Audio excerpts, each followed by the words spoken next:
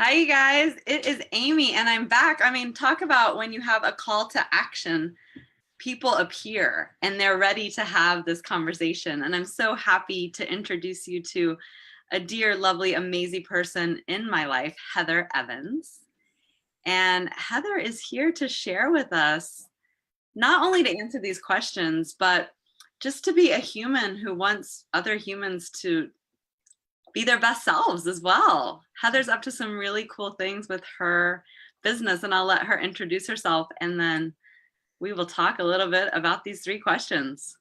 Awesome. Amy, thank you so much. And I just need to take a minute to say ditto to you being a phenomenal human. And I love that you are getting this conversation started because we need more authentic conversations about this. I think that there's a lot of noise out there around addiction, around stigma. And the fact that you're opening up this conversation to all of us to have in a real way, as opposed to the way it's supposed to be, I think is just phenomenal. And you are radically changing people's lives, and I just feel so blessed to have you in mine. So I just had to say that first and foremost. And thank you for inviting me on. I know that we were chatting and you're like, hey, want to do this? I'm like, yes, absolutely. So perfect timing. For those of you who don't know me, my name is Heather Evans. I am a confidence coach and career vision strategist for people who are wanting to leave their JOBs, their soul draining work, to step into a path of purpose, to really ignite their life as entrepreneurs, to stoke their inner fire, and to do what they are called to do, to make a difference in this world. So that's what my passion is. That's what my life revolves around, and I love seeing people take that leap. But Amy and I have connected on some different conversations. I mean, we're both entrepreneurs, so I love that about both of us. We have that inner fire going. But Amy and I have also talked about our addictions. We've also shared things that we've been through. And, you know, part of my story is that I suffered from eating disorders for over 20 years. And I do consider some of that behavior to have been addictive behavior. And Amy and I have talked a lot about our past. We've talked about the journey that we've been on to get to the place where we are now. We've shared trials and tribulations. And I just feel really grateful to be able to open up and share a bit more. So I think you have some questions for me. I do. Okay, awesome. Thank you so much for sharing that. And what you guys, the reason that, and I told you this earlier today when I was live, is that this conversation is for everyone because together we're better, and everyone has been affected by addiction. And these three questions answered by people that you can hear from all different walks of life with different experiences. And Heather just shared her so vulnerably. I didn't know you were going to do that. So thank you. Because I love when people, because you guys, right? Our secrets keep us sick. And Heather just did that so well. So Heather, in your words, what is addiction?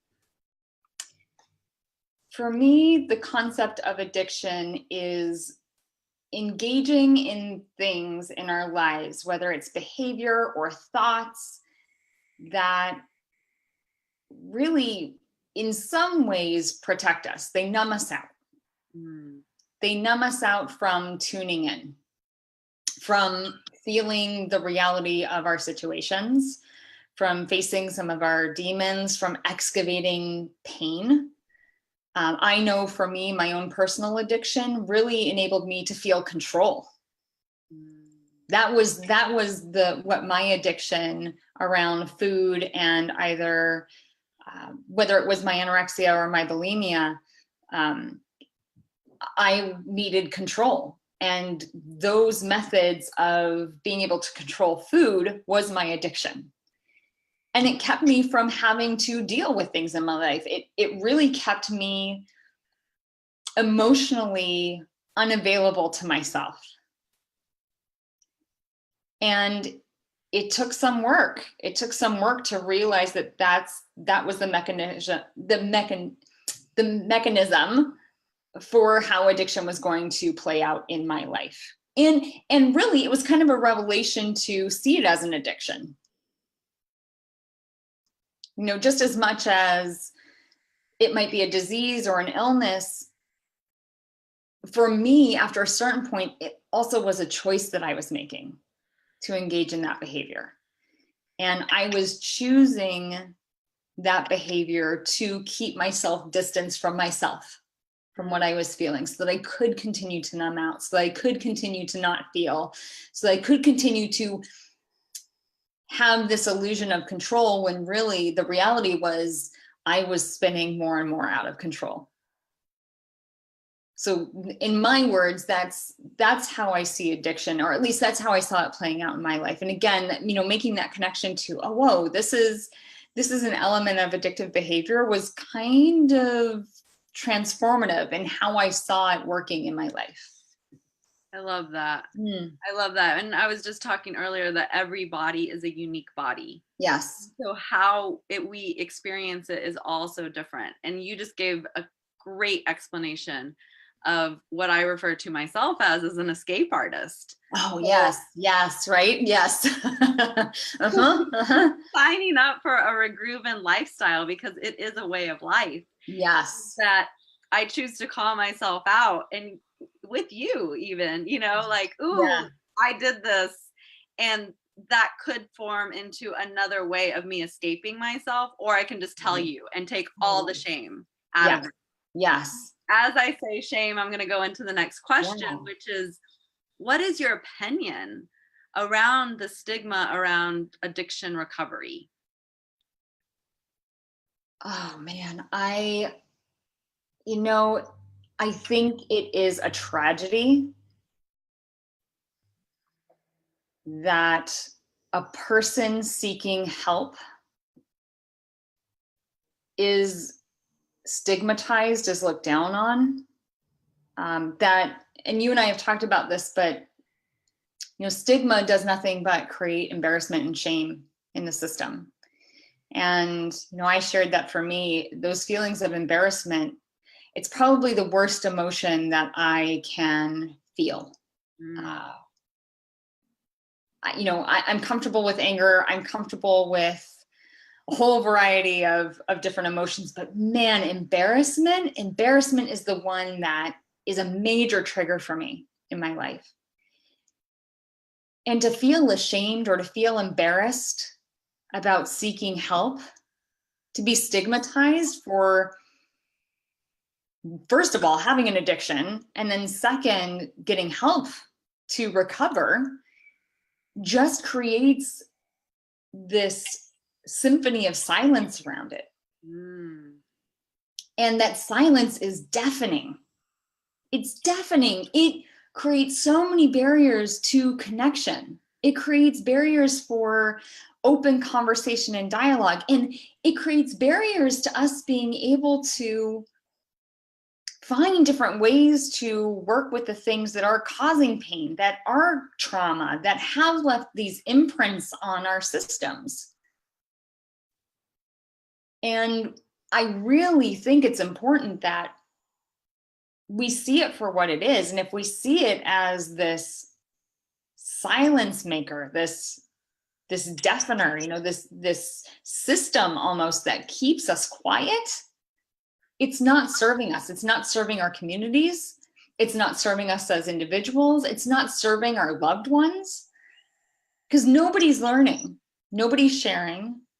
And oftentimes we'll feel like we're on an island all by ourselves, feeling like we're the only one who's experiencing this. And even if we know that there are other people out there experiencing it, because there's so much stigma around it, we aren't talking about it. I'm a new mom, and the silence around motherhood is exactly the same thing. And so I think this is a great opportunity to start breaking that stigma. It's okay to talk. It's okay to talk openly. It's okay to be vulnerable and share. That's the only way that we can start to shift this conversation. Yeah, I'm calling this, I don't think I've even told you that, I'm calling this the Regroovin revolution. Love it. Love it. Yes. It's transforming the conversation. And, together we're better. Connection is everything. This is what Regroovin is. And you just said so much of that. And I love the most important thing that we can do is raise amazing children. And that there's a silence around how hard it is to be a mother. You know, the fastest number of people who are addicted to alcohol are young mothers. I don't doubt it. It is real. It is real. What I saw in the grocery store the other day, and I will share about it, you guys, as we go on, but what I saw in the grocery store the other day, it takes one to know one. But I felt so much for this young mom that I literally started crying because I just remember the agony that was felt. And she feels shameful to ask for help, probably. Yeah. Yeah. Whew, and you know, here's the thing. And you know, this is my perspective as a new mother, but I look at the world that I'm raising my child in. I want it to be stigma free. Yes. I want it to be okay that if he's having a challenge in his life or he needs to ask for help, there's no stigma around it, that it's accepted and encouraged. Actually, it's not just accepted, it's encouraged. Ask for help. Yes. Totally. Especially for little men, you know. Oh my goodness. Yes, we could talk about masculinity and that whole that's a whole other Facebook Live. Yes. Well, and you're just doing this so beautifully right now. But, you know, I always like to end on what we can do together. We're better. Like, what is our solution to transforming not only the definition of what addiction is and normalizing it a bit, also just like no stigma anywhere for moms, for any human, for any animal, anything. Yeah. And then what is one thing you can do today and every day, Heather, to transform this stigma? I think there's actually two things. Okay, I love it. One would be having the willingness to share your story. I think the more those of us who have been on this journey open up and talk about it, we start breaking down those walls right away because we're visible. We're no longer silenced. We're no longer ashamed. We're no longer hiding behind a door. Instead, we're open and we're honest and we're talking about our experience.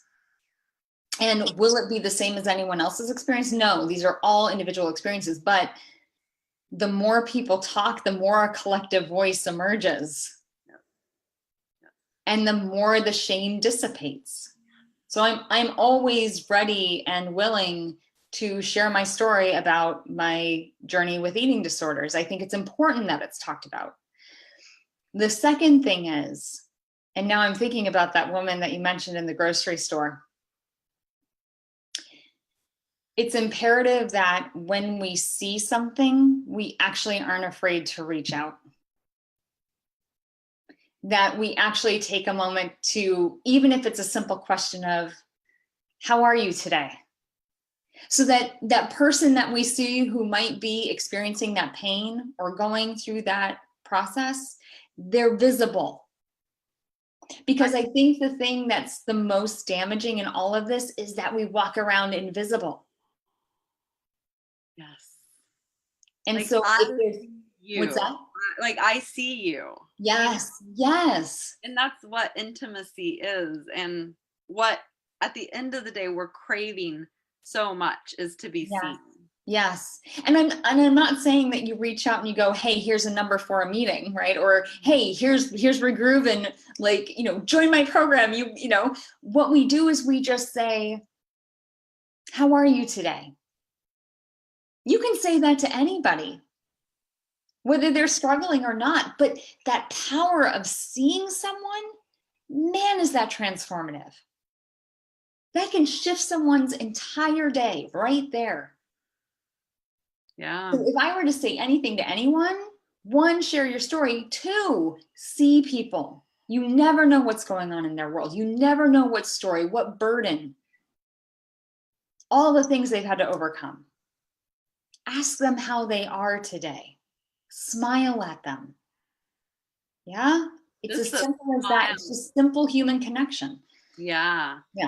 just the smile alone, when you're just in that, and you guys, like, what we're thank you, Heather. Yeah, because what we're sharing, it's so basic, but because of the stigma, it's so easy to turn your head and walk the other way.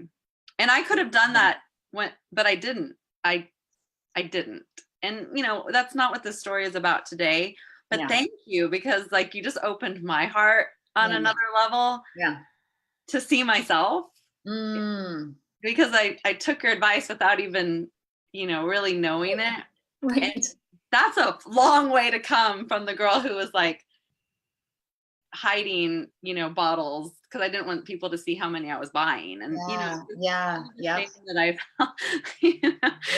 So well, I mean, it's like me going through a drive-through pretending that I was ordering for a group of 15 people.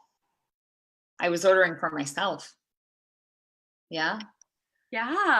And that's what I was sharing earlier, is that the things that we think other people see, and that goes to the self-stigmatizing. Like, the person driving through could care less about how many people you were feeding, but we self-stigmatize to such a degree that literally the opinion of a drive-through person matters so much that we choose to not take care of ourselves. And mine was the grocery store, the corner store. I exhausted the corner stores around me, so I had to start going to corner stores other places. But it prevented me from taking care of myself, Heather. Yeah. And do you know what I love, Amy, is that that's what you're creating. You're creating and you're holding space for people to take care of themselves in a way that they never have before. And I think that that's so special about the work. That's what's so incredible about the work that you're doing right now, is that when people work with you, they are maybe for the first time allowing themselves to step into that space of, I'm being held and I have the capacity to take care of myself and nourish myself, so that they can regroove in whatever way is honest and true for them and authentic. Like, honestly, the work that you're doing is revolutionary. Conversations like these are revolutionary. They are. And honestly, anybody who works with you, how lucky are they? Because you've done the work yourself. That's the only way that you would be able to show up this way for other people. You've done the work. You and I have talked about this. We have excavated. Right? Well, and when I get hung up, I call myself out. Like, I rewire the loop. And I do think that is powerful. Thank you for recognizing that, because you can work with anyone to up-level your life, but when you choose to work and be in live a Regroovin lifestyle, because this isn't like a one and done program. This is a way of life. And the same with Ignite. It's like you are signing up for a way of life, to step into your courage, and to find your purpose, and to live in your rock star powers, and to do all these amazing things. I mean, on so many levels, you guys, we have talked about motherhood here. We have talked about eating, but this is real. Like, these are the real things that I know people struggle with. And I really appreciate you taking the time and, like, unbeknownst to me, being so vulnerable, Heather. So thank you, because this is how we transform the conversation around recovery. This is how we transform what stigma is. This is how we live our best lives and we be our best selves. That's right. Every single day. Yep. One day at a time, every single day. That's it. Thank you for inviting me, Amy. This was amazing. And it's so great to be able to share this with you. And I'm honored. Thank you so much. And thank you for inviting me on your journey, really. Aww. It's a pleasure. I'm glad you're here. Ditto. Yeah, I can't do this without you. We're having our little Amy Heather Love Fest. All right. So thank you so much, you guys. If you're ready to have a conversation, book a jam session. I tune in so you can tune up. If the call to action also here is, Heather jumped right in if you want to have this conversation live, or if you want to do a recording and me play it, please send this to your friends. Let people know that we are committed to transforming this conversation. And the only way we can do it is if people come forward and are willing to have this conversation. So thanks again, Heather. I look forward to seeing you guys really soon, and I'll talk to you soon. Bye. Bye.